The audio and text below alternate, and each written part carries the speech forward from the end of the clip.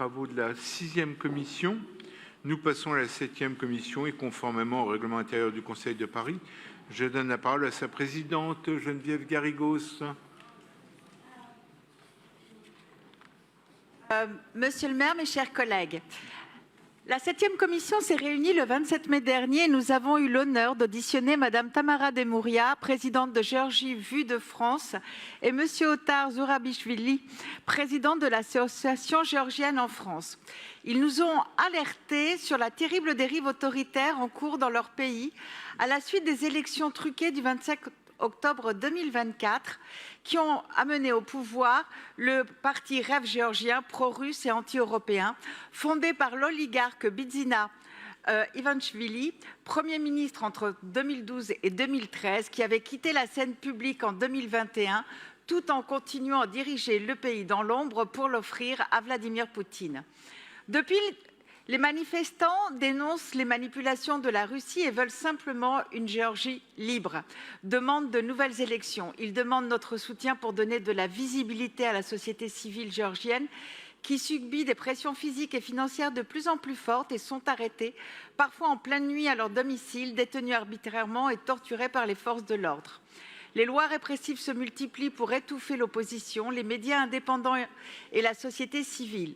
Depuis quelques jours, les interdictions d'entrée sur le territoire visant des journalistes, des militants de la société civile ou des défenseurs des droits humains avec des papiers en règle sont depuis quelques jours, les interdictions d'entrée sur le territoire visent des journalistes étrangers et les militants de la société civile ou les défenseurs des droits humains avec des papiers en règle sont de plus en plus souvent arrêtés.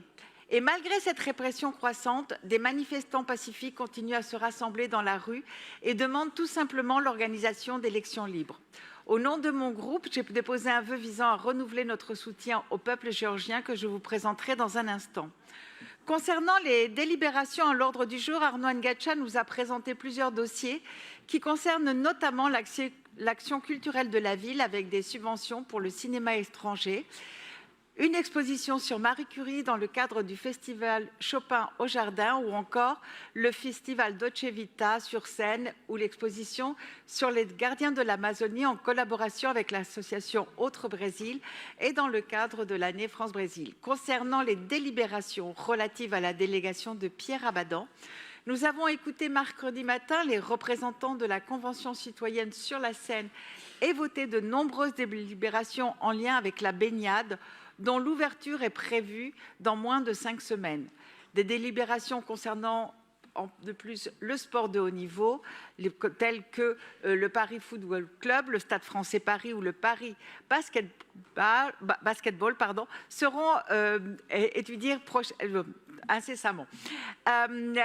Nous avons, concernant le débat budgétaire et le bilan financier des JOP, qui nous a été détaillé, nous pouvons une fois encore nous féliciter car, comme nous l'avons annoncé, nous avons réussi à organiser des jeux 2 fois moins coûteux que les JO d'été habituels tout en investissant pour le service public parisien.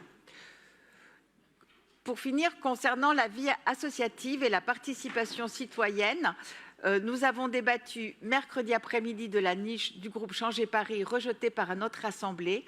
D'autres délibérations concernant le budget participatif des collèges et les subventions au titre des fonds d'animation locale nous ont été présentées par Anouche Toranian. Pour conclure toutefois, je souhaiterais alerter une fois encore sur l'état de santé de la mère de Alaa Abdel Fattah, militant égyptien citoyen d'honneur de la ville de Paris, qui, condamné suite à un procès inéquitable, aurait dû être libéré en septembre dernier et est toujours en détention. Pour obtenir sa libération, sa mère, la docteure Leila Souyef, a entamé une grève de la faim depuis 8 mois. Actuellement hospitalisée à St Thomas Hospital à Londres, elle est dans un état de santé très critique et elle risque de perdre la vie à tout moment. Compte tenu de son statut de citoyen d'honneur, je me permets de vous solliciter pour manifester votre soutien à ce lanceur, celui qui fut un lanceur d'alerte, un des opposants principaux et un militant emblématique égyptien, de sauver la vie du docteur Leila Souyef. Je vous remercie et je vous souhaite de bons travaux. Merci beaucoup.